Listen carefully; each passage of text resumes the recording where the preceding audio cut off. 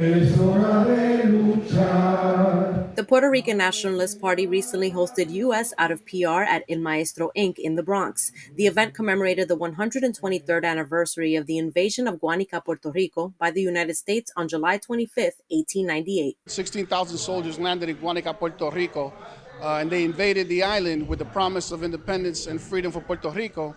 But unfortunately, that's not exactly what happened. Things were turned around, and we basically became a slave to another nation. Puerto Ricans did not welcome the U.S. invaders with open arms. There were many campesinos that were executed by the invading military forces.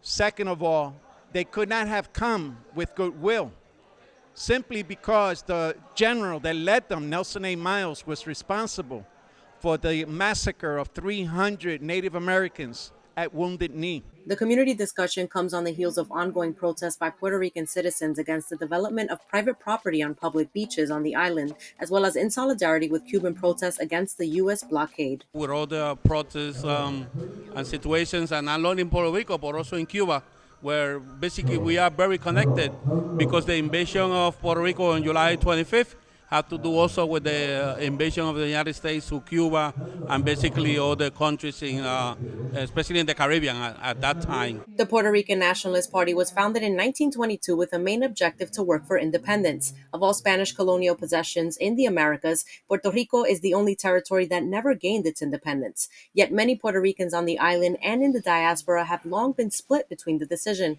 However, nationalists say that the choice is clear. Statehood is not an option. We've been property from Spain and now to the United States, and what we crave is independence. U.S. corporations enjoy $30 billion that they extract from Puerto Rico.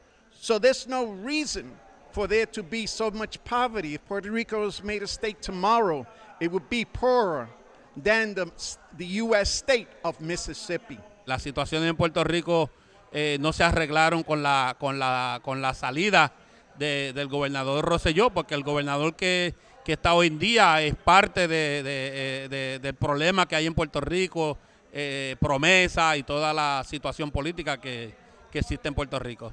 A march for decolonization, independence, and social justice for Puerto Rico will be taking place here in the Bronx on Sunday, August 15th, starting at 1 p.m. at Roberto Clemente Plaza. Reporting for BronxNet, Sonji Lopez.